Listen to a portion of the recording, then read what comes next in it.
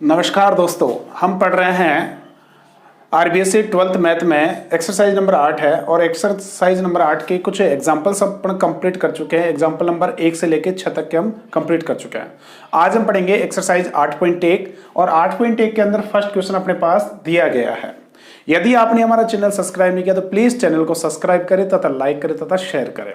हम क्वेश्चन को देखते हैं। क्वेश्चन नंबर फर्स्ट अपने पास है कि वृत्त के क्षेत्रफल में परिवर्तन, और जब भी परिवर्तन की बात करता है तो परिवर्तन का मतलब क्या हो गया, हम अवकलन निकालते हैं। ठीक है, परिवर्तन किस में हो रहा है, क्षेत्रफल में। क्वेश्चन को केयरफुली हम पढ़ेंगे तो वृत्त के क्षेत्रफल में परिवर्तन की दर उसकी त्रिज्या के सापेक्ष ज्ञात कीजिए, यानी उसकी त्रिज्या के सापेक्ष हमें क्या ज्ञात करनी है, उसका क्षेत्रफल में परिवर्तन की दर। तो आप किसी भी राशि के, जैसे हमने अवकलन करते थे dy/dx, तो मतलब क्या हुआ कि x के सापेक्ष हम किसी फलन y में क्या करते थे, परिवर्तन की दर को हम ज्ञात करते थे।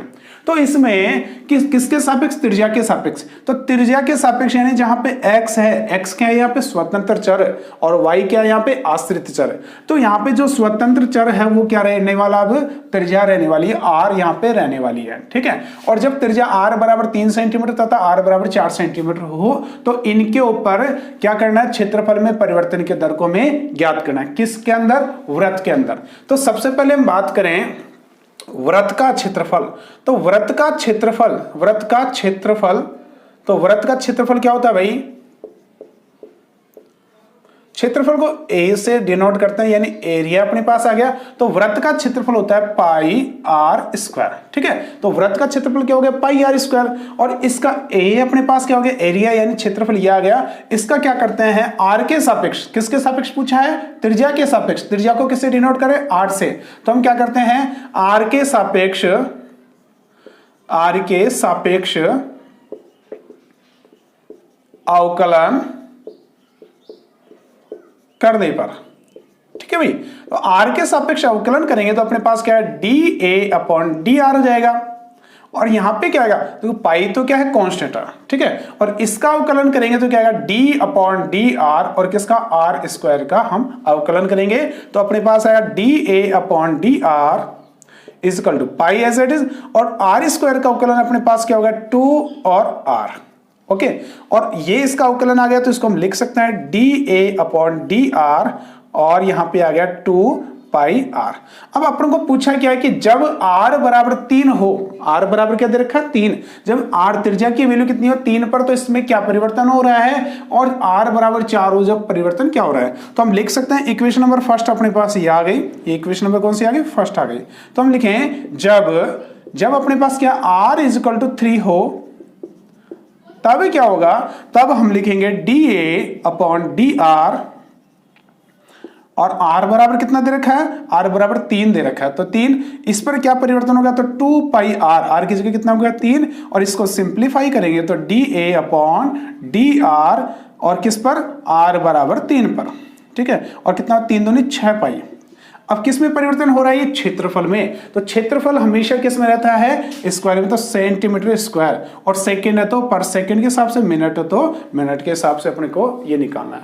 इसी प्रकार आपसे पूछा है कि जब r बराबर कितना हो, 4 हो तब क्या होगा भाई, तो तब क्या होगा, dA/dt, और r कितना है, r बराबर 4 हो तो अपने पास क्या होगा, इक्वेशन नंबर फर्स्ट में वैल्यू रख दो तो 2 पाई r की जगह कितना है, 4 है। सिंप्लीफाई करेंगे तो कितना है, 4 दूनी 8, तो 8 पाई r तो हट गया, तो 8 पाई आ जाएगा, और सेंटीमीटर स्क्वायर पर सेकंड। तो यानी r बराबर 4 पर और r बराबर 3 पर इसमें क्या होगा, परिवर्तन इस प्रकार से होगा। तो ये इसका फर्स्ट क्वेश्चन था। सेकंड पास है, एक कण वक्र क्या कर रहा है, वक्र y बराबर 2/3 x³ + 1 पर चलता है। तो आप ये समझो कि वक्र कैसा भी है, कि माना कि ये वक्र है, ठीक है, इस वक्र पे क्या हो रहा है, ये कण चल रहा है। इस प्रकार से इस वक्र के ऊपर क्या हो रहा है, ये जो कण है वो क्या कर रहा है, गति कर रहा है, चल रहा है।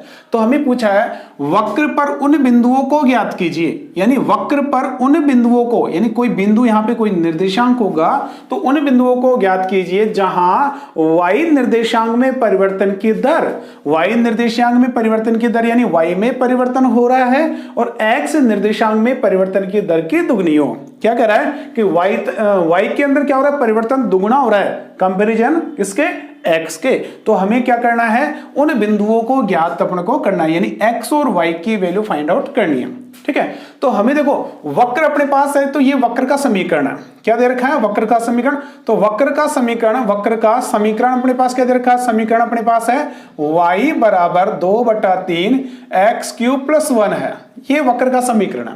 ठीक है, और हम क्या करते हैं कि अपने पास ये वक्र का समीकरण, इसको यहीं पे एक बार इक्वेशन नंबर देके छोड़ देते हैं। अब इसकी कंडीशन क्या दे रखी है कि निर्देशांक y में परिवर्तन, तो हम लिख रहे हैं इसको कि y में परिवर्तन, y में क्या हो रहा है, परिवर्तन, तो y में परिवर्तन बराबर क्या होगा कि x में परिवर्तन। ठीक है, लेकिन आप इसमें एक कंडीशन दे रखी है आपको कि x में परिवर्तन क्या हो रहा है कि y में दुगुना हो रहा है, यानी y में परिवर्तन कितना हो रहा है, दुगुना। तो हम क्या करते हैं, x को 2 से गुणा कर दें तो अपने पास परिवर्तन क्या हो जाएगा, दोनों का बराबर, यानी y का परिवर्तन कितना, दुगुना है। यदि दोनों को बराबर करना है तो x को भी क्या कर दो, 2 से गुणा कर दो। और परिवर्तन का मतलब क्या हुआ, तो t के सापेक्ष यदि इसका परिवर्तन देखा जाए तो हम इसको लिख सकते हैं dy/dt, और इसको क्या लिख सकते हैं 2 × dx/dt। ठीक है, और ये इक्वेशन नंबर अपने पास कौन सी आ गई, सेकंड, यानी y में परिवर्तन dy/dt और x में परिवर्तन dx/dt, और इसका क्या है, दुगुना है। तो अपने पास ये कंडीशन यहां से निकल के आई। अब हम क्या करते हैं, समीकरण एक का t के सापेक्ष क्या करते हैं, अवकलन करते हैं, अवकलन करने पर। तो इसमें क्या करते हैं, परिवर्तन करते हैं, तो अपने पास आएगा, देखो समीकरण एक क्या है, y बराबर 2/3 x क्यूब प्लस 1 है। इसका अवकलन करते हैं t के सापेक्ष, किसके सापेक्ष की बात करें, t के सापेक्ष, क्योंकि हमने इसमें परिवर्तन किसके सापेक्ष लिया है, t के सापेक्ष परिवर्तन लिया है। तो इसमें परिवर्तन करते हैं तो क्या आएगा, dy/dt is equal to 2/3 as it is, क्योंकि क्या कांस्टेंट वैल्यू है, और बचा क्या x, तो इसका क्या हो जाएगा 3x² और x का पुनः अवकलन होगा तो dx/dt, और 1 का अवकलन क्या हो गया, 0 हो गया। ठीक है, तो अपन इसको आगे सिंप्लीफाई करें तो देखो 3 से 3 तो कट गया, और dy/dt की वैल्यू अपने पास इक्वेशन नंबर 2 से दे रखी है, dy/dt बराबर क्या, 2 × dx/dt। तो समीकरण क्या कर दें, समीकरण 2 से क्या कर दे, मान रखने पर, तो समीकरण 2 से मान रखने पर देखो बेटा अपने पास क्या आएगा, अपने पास आएगा dy/dt, जो dy/dt इसकी जगह इसको इनपुट करेंगे तो अपने पास आएगा 2 × dx/dt, और बराबर में 3 से 3 कट गया तो 2 × x² और ये क्या है dx/dt, और प्लस में 0 तो हट गया, तो देखो 2 से 2 क्या हो गया, कैंसिल हो गया, और dx/dt से भी क्या हो गया, dx/dt कैंसिल। यहां से कुल मिला के अपने पास बचा x² और इधर क्या बचा 1, और x² 1 बचा, तो x बराबर अपने पास है +-1, यानी x की वैल्यू आई +-1। इक्वेशन नंबर कौन से दे दें, इक्वेशन नंबर 3 दे दें। जब अपने पास x की वैल्यू +-1 आई, क्योंकि 1 का वर्गमूल हम करेंगे तो क्या आएगा, एक बार प्लस में और एक बार माइनस में, तो x की वैल्यू अपने पास +-1 आई, x की वैल्यू को समीकरण नंबर 1 में इनपुट कर दें। ठीक है, तो समीकरण 1 अपने पास क्या, y बराबर 2/3 x क्यूब प्लस, ऐसा क्यों कर रहे हैं, क्योंकि हमें किसकी वैल्यू चाहिए, y की, और हमें क्या पूछा है, बिंदु पूछा, यानी निर्देशांक पूछा हमें, क्या पूछा हमें, तो निर्देशांक, यानी कौन से निर्देशांक इसमें जहां पे परिवर्तन हो रहा है। ठीक है, तो हम क्या करते हैं, x का मान देखो, x बराबर एक बार तो 1 रखना है, एक बार क्या रखना है, -1। ठीक है, तो x बराबर 1 रखने पर 1 समीकरण 1 में, किसमें, समीकरण 1 में रखने पर, तो समीकरण 1 में अपना x बराबर 1 रखेंगे तो अपने पास क्या आएगा, तो y बराबर 2/3 x की जगह 1 रखेंगे तो 1 का क्या हो गया, क्यूब, आगे प्लस का 1, तो y बराबर अपने पास आया, देखो इसको सिंप्लीफाई करें तो 2/3 और प्लस का 1 आ गया, तो 1/1 लिख सकता हूं। इसका एलसीएम अपना लेंगे तो क्या आएगा, एलसीएम 3 आएगा, 3 से इसको डिवाइड करेंगे तो 1 को 2 से, तो ये अपने पास 2 आ गया, प्लस का 3 आ गया, तो y बराबर अपने पास है 5/3, यानी एक निर्देशांक तो अपने पास ही आ गया। तो इसका निर्देशांक क्या आएगा, अतः निर्देशांक, तो निर्देशांक अपने पास क्या है, अपने पास x की वैल्यू 1 है तो y की वैल्यू कितनी है, 5/3 अपने पास आ गई है। ठीक है, इसी प्रकार क्या करते हैं, x बराबर -1 समीकरण को इसमें रखने पर, समीकरण 1 में रखने पर, तो समीकरण 1 में हम इसको इनपुट करेंगे, इसको रखेंगे तो अपने पास देखो क्या आएगा, इक्वेशन नंबर फर्स्ट में रखेंगे x बराबर क्या रखेंगे -1, तो y इज इक्वल टू 2/3 और -1 का होल क्यूब प्लस का 1, और जैसे ही इसको सिंप्लीफाई करेंगे तो 1 क्यूब, तो 1 क्यूब का मतलब तो 1 का तो क्यूब तो 1 ही होगा, लेकिन नेगेटिव साइन है तो ये क्या हो जाएगा -2/3 और प्लस का 1/1 लिख सकता हूं। एलसीएम लेंगे इसका तो एलसीएम 3 आएगा, 3 से 3 डिवाइड होगा 1 होगा, 1 से 2 से मल्टीप्लाई करेंगे तो -2 आगे, प्लस 1 से डिवाइड करेंगे 3 को तो 3 आएगा, 3 को 1 से मल्टीप्लाई करेंगे तो 3 आएगा, तो 3 में से लेस करेंगे 2 को तो अपने पास आएगा y इज इक्वल टू, हम यहाँ पे लिखे y बराबर 1/3, यानी y की वैल्यू क्या आई 1/3, x की वैल्यू क्या रखी थी -1, तो x अतः निर्देशांक यानी निर्देशांक अपने पास क्या आएंगे, निर्देशांक x की वैल्यू क्या रखी -1 और y की वैल्यू आई 1/3। तो इस प्रकार से आपके पास ये दो बिंदु ऐसे प्राप्त होते हैं जो क्या कर रहे हैं, इसमें परिवर्तन कर रहे हैं, जिन बिंदुओं पे क्या हो रहा है, परिवर्तन हो सकता है। ठीक है, तो इस प्रकार से क्वेश्चन नंबर अपना कौन सा हो गया, सेकेंड हो गया। क्वेश्चन नंबर अपने पास है, एक 13 मीटर लंबी सीढ़ी है जो क्या है, दीवार के सहारे झुकी हुई है। ठीक है, सीढ़ी के पाद को 1.5 मीटर पर सेकंड की दर से खींचा जाता है। ठीक है, ऐसा क्वेश्चन अपने एग्जाम्पल में आ चुका है। यदि आपने हमारा पिछला वीडियो नहीं चेक किया है तो उसको चेक करें, इसको देखें एक बार, और उसमें आपको ये चीज समझ में आ जाएगी कि सीढ़ी जो पाद के पास झुकी हुई है उसको किस प्रकार से खींचा जाता है, तो उसका परिवर्तन क्या है। ठीक है, तो दर से खींचा जाता है तब सीढ़ी व जमीन के मध्य का कोण, यानी सीढ़ी व जमीन के मध्य का कोण की दर से, किस दर से क्या हो रहा है, किस दर से परिवर्तित हो रहा है, यानी थीटा को परिवर्तित करवा रहा है। ठीक है, तो थीटा में परिवर्तन की दर को अपन ज्ञात करना। जैसे अपने पास देखो ये दीवार है अपने पास और ये क्या फर्श है, ये जमीन है, और यहां से क्या लगी हुई है, सीढ़ी लगी हुई है। क्या लगी हुई है, सीढ़ी। तो ये अपने पास क्या है, एक सीढ़ी है, और सीढ़ी ये इसका पाद बिंदु है, और सीढ़ी की लंबाई कितनी देर की, 13 मीटर है। सीढ़ी की लंबाई कितनी है, 13 मीटर। और जब इसको खींचा जाता है, किस दर से खींचा जाता है, इसको कहा गया है कि इसमें खींचा जाता है, परिवर्तन कितना हो रहा है, 1.5 यानी 1.5 मीटर पर सेकंड की दर से इसको खींचा जाता है। ठीक है, और क्या कर रहा है, जबकि सीढ़ी का पाद दीवार से 12, सीढ़ी का जो पाद है वो क्या है, दीवार से कितना दूरी पे है, 12 मीटर की दूरी पे स्थित है। ये जो दूरी है वो कितनी है, 12 मीटर है। तो हमसे पूछा है कि ये जो आपके पास सीढ़ी व जमीन, सीढ़ी तो ये है और ये जमीन है, तो ये जो कोण है, इस कोण को हम थीटा नाम दे दें, तो इस कोण में क्या परिवर्तन हो रहा है, किस हिसाब से इसमें परिवर्तन हो रहा है, उस परिवर्तन को हम क्या करेंगे, इसमें ज्ञात करेंगे। तो इस परिवर्तन को ज्ञात करेंगे तो हमें माना कि त्रिभुज अपने पास है, एक त्रिभुज बना, समकोण त्रिभुज, तो इसका नाम ए नाम दे दिया, इसको बी नाम दे दिया और इसको सी नाम दे दिया, यानी ये अपने पास कौन सा त्रिभुज हो गया, एबीसी त्रिभुज हो गया। तो एबीसी से अपन को क्या पता चला कि एसी अपन को दे रखा है, बीसी अपन को दे रखा है, तो AB भी हम निकाल सकते हैं। माना कि BC अपने पास क्या X है और AB अपने पास क्या है Y, तो इसको AB इसको X और इसको Y भी हम मान सकते हैं। तो देखिए हम इसमें क्या करते हैं, देखो सॉल्यूशन की बात करें हम, तो अपन को क्या दे रखा है, CD की लंबाई, तो इसको लिख देते हैं CD की लंबाई। और CD की लंबाई कितनी देर की बेटा, लंबाई को किससे डिनोट कर रहे हैं हम, इसको AC से डिनोट कर रहे हैं, वो कितनी देर के, 13 मीटर। ठीक है, और BC बराबर अपने पास क्या है, BC यानी BC बराबर कितना है, BC बराबर x मान लिया, तथा AB बराबर हमने क्या मान लिया, y मान लिया। BC बराबर x मान लिया, AB बराबर हमने क्या मान लिया, y मान लिया। अब परिवर्तन किस में हो रहा है, इसको खींचा जा रहा है, यानी x में परिवर्तन हो रहा है। तो अपन को दिया क्या गया है कि भाई इस दूरी को क्या कर रहा है, खींचा जा रहा है, तो y में भी परिवर्तन हो रहा है, लेकिन हमें क्या दे रखा है, x में परिवर्तन दे रखा है, तो इसको हम लिख लेते हैं। तो देखो इसको खींचा जाता है तो dx में परिवर्तन हो रहा है, किसके सापेक्ष, t के सापेक्ष। वो कितना दे रखा है, वो दे रखा है 1.5 मीटर पर सेकंड की दर से इसमें क्या हो रहा है, परिवर्तन हो रहा है। इसका यूज हम करने वाले हैं। तो देखो सबसे पहले हम क्या करते हैं, समकोण त्रिभुज एबीसी से y की वैल्यू फाइंड आउट कर लेते हैं। तो हम लिखते हैं समकोण त्रिभुज ए बी सी से।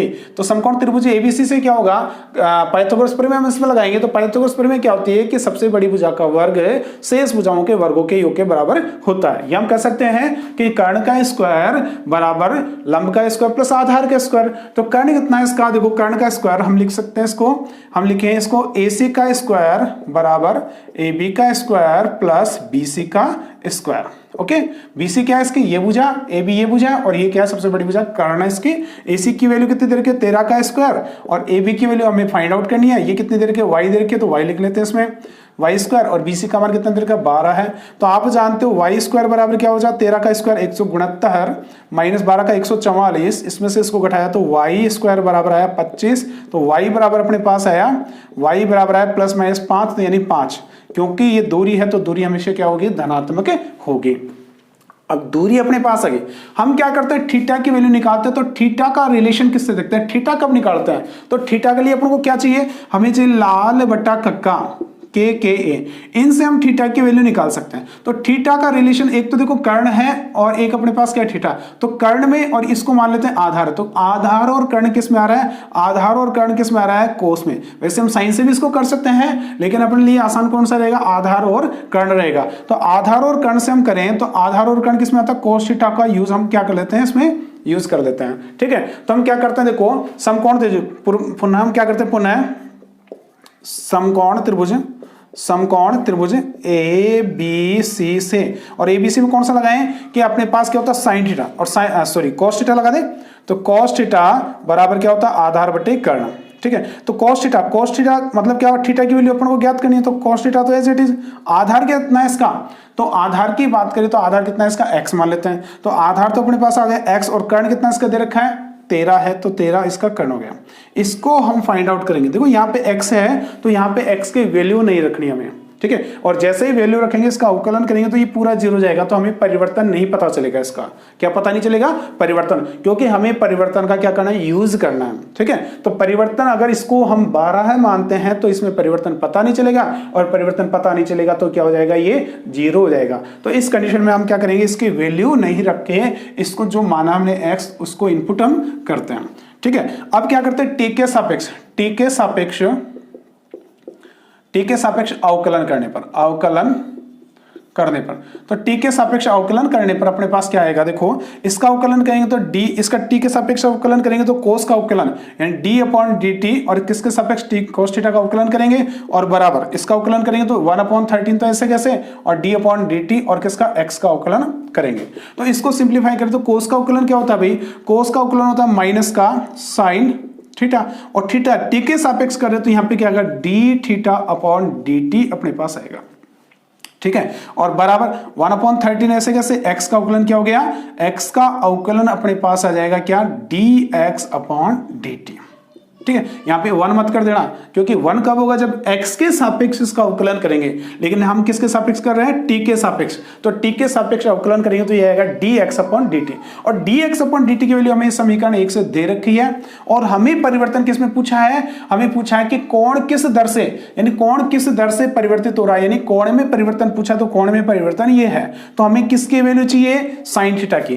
तो साइन थीटा की वैल्यू भी हम निकालेंगे, तो पहले इसको लिख लेते हैं। तो d थीटा अपॉन dt बराबर क्या आएगा, 1/13 तो ऐसे कैसे है, ये dx अपॉन dt भी ऐसे कैसे, इसको बाद में लिखे तो कोई दिक्कत थोड़ी ना नहीं है। ठीक है, और यहां पे क्या आएगा, माइनस का साइन पहले आ जाएगा, माइनस इससे बट्टे में जाएगा ना, तो यहां पे आएगा साइन थीटा, और ये आ गया dx अपॉन dt। ठीक है, अपने पास ये आ गया, हम साइड में इधर निकाल लेते हैं साइन थीटा। देखो चूंकि साइन थीटा बराबर क्या होता है, आधार लंब बटे कर्ण। साइन थीटा बराबर क्या होता है, लंब बटे कर्ण। तो लंब कितना है इसका, देखो लंब अपने पास थीटा के सामने वाले लंब है, तो y का मान कितना निकला था, y का मान निकला था 5। तो लंब, और कर्ण कितना है इसका, कर्ण 13 है, तो साइन थीटा का मान कितना है, तो साइन थीटा बराबर अपने पास है 5/13। ठीक है, और dx अपॉन dt की वैल्यू अपने पास है ही, तो क्या करते हैं, मान रखने पर साइन थीटा एवं dx अपॉन dt का मान रखने पर, और जैसे ही हम इसमें मान रखते हैं तो अपने पास देखो क्या प्राप्त होता है, d थीटा अपॉन dt बराबर, माइनस का तो साइन आएगा ही आएगा, तो 1/13 तो ऐसे कैसे, और साइन का मान कितना हो गया, साइन का मान अपने पास है 5/13। ठीक है, इंटू में dx अपॉन dt की वैल्यू कितनी है, 1.5। ठीक है, 13 से 13 कैंसिल आउट हुआ, और 1.5 में 5 से डिवाइड किया तो अपने पास क्या आएगा, तो 0.3 अपने पास आया, तो d थीटा अपॉन dt बराबर अपने पास क्या है 0.3, और 0.3 अपने पास आ गया, तो इसको लिख सकता हूं, पॉइंट को हटाऊं तो 3/10। और देखो जब भी कोण होता है तो किस में होता है, रेडियन में होता है, तो इसको हम लिखेंगे रेडियन में, तो रेडियन पर सेकंड। ठीक है। तो इस प्रकार से क्या होगा, थीटा में क्या हो रहा है, परिवर्तन हो रहा है। किसमें परिवर्तन हो रहा है, थीटा में परिवर्तन हो रहा है। तो थीटा में परिवर्तन की दर हमने निकाली है। तो ये आपका क्वेश्चन नंबर कौन सा है, 3 है। क्वेश्चन नंबर 4 को देखते हैं। 4 अपने पास है, इसमें दे रखा अपने को कि एक परिवर्तनशील घन का किनारा 3 सेंटीमीटर पर सेकंड की दर से बढ़ रहा है। ठीक है, तो 3 सेकंड पर सेंटीमीटर की दर से बढ़ रहा है, यानी बढ़ रहा है मतलब इंक्रीज हो रहा है, यानी प्लस का पॉजिटिव है। घन का आयतन किस दर से बढ़ रहा है यह हमें ज्ञात करना है, जब किनारा बराबर कितना है, 10 सेंटीमीटर है। किनारे की लंबाई यानी घन के किनारे की लंबाई दे रखी है, यानी घन के सभी किनारे क्या होते हैं, बराबर होता है। तो घन का किनारा कितना, घन का किनारा कितना दे रखा है, 10 सेंटीमीटर दे रखा है। और किनारे में वृद्धि किस हिसाब से हो रही है, 3 सेंटीमीटर पर सेकंड की दर से इसमें वृद्धि हो रही है। तो आयतन में वृद्धि आपसे पूछा है। ठीक है, तो आयतन में वृद्धि पूछा है। तो हम देखो, माना कि किनारा कितना है, माना घन का किनारा, घन का किनारा, तो घन का किनारा कितना होगा कि x है। और इसमें परिवर्तन, किनारे में परिवर्तन, किसमें परिवर्तन, किनारे में परिवर्तन। तो किनारे में परिवर्तन कितना हो रहा है, किस हिसाब से हो रहा है, तो परिवर्तन किसमें हो रहा है, x मान लिया इसको, तो इसमें परिवर्तन हो रहा है यानी dx अपॉन dt मान लेते हैं t के सापेक्ष। और इसमें परिवर्तन हो रहा है 3 सेंटीमीटर पर सेकंड की दर से। ठीक है, हमें ज्ञात करना है आयतन में परिवर्तन की दर, यानी आयतन। तो अपने पास देखो घन में आयतन, तो घन के आयतन में परिवर्तन, आयतन में परिवर्तन। तो आयतन में परिवर्तन किस हिसाब से होगा उसको चेक करना अपन को। तो आयतन क्या होता है, आयतन v से डिनोट करते हैं, तो इसको लिख सकते हैं कि इसको अपन को चेक करना है dv अपॉन dt को अपन को चेक करना है, इसको ज्ञात अपन को करना। और किस पर, जब इसकी भुजा कितनी है, 10 सेंटीमीटर है। तो हम जानते हैं घन का आयतन, तो घन का आयतन, आयतन को किससे डिनोट करते हैं, v से। तो घन का आयतन कितना होता है, भुजा क्यूब यानी x क्यूब, यानी आयतन अपने पास क्या है, भुजा क्यूब। आयतन क्या है, भुजा क्यूब होता है। घन का आयतन कितना होता है, भुजा क्यूब। तो v बराबर अपने पास हो गया x क्यूब, क्योंकि भुजा यानी इसकी भुजा कितनी है, किनारा कितना x है, तो x क्यूब हमने लिख दिया। और हम क्या करते हैं, t के सापेक्ष, t के सापेक्ष अवकलन करने पर, तो जैसे ही t के सापेक्ष अवकलन हम करेंगे तो यहां पे आएगा dv अपॉन dt, और इसका अवकलन करेंगे तो ये आएगा d अपॉन dt, और किसका अवकलन करें, x क्यूब का अवकलन। इसको सिंप्लीफाई करें तो dv अपॉन dt, और यहां पे आ जाएगा x का अवकलन करेंगे तो क्या आएगा अपने पास 3x स्क्वायर, और यहां पे वापस इसका अवकलन करेंगे तो dx अपॉन dt। और dx अपॉन dt की वैल्यू अपन को दे रखी है 3 सेंटीमीटर पर सेकंड की दर से। तो यानी समीकरण 1 है, तो समीकरण 1 से मान रखने पर, तो समीकरण 1 से मान रखेंगे तो अपने पास देखो क्या आएगा, dv अपॉन dt बराबर 3x स्क्वायर, और dx अपॉन dt की वैल्यू कितनी है, 3 है, तो 3 हमने यहां पे रख दी। तो इसको और सिंप्लीफाई करेंगे तो अपने पास आएगा dv अपॉन dt, और बराबर कितना है, 3 3 9 9x स्क्वायर। ठीक है, यहां तक तो ये क्या हुआ, आयतन में परिवर्तन। और आयतन में किस हिसाब से परिवर्तन होता है, तो ये आ गया सेंटीमीटर क्यूब पर सेकंड, यानी आयतन हमेशा किस में निकाला जाता है, क्यूब में। अब अपन को क्या कहा है कि जब किनारा कितना हो, 10 सेंटीमीटर, यानी x की वैल्यू 10 है, तब क्या होगा, तो हम लिख सकते हैं जब x इक्वल टू 10 रखने पर,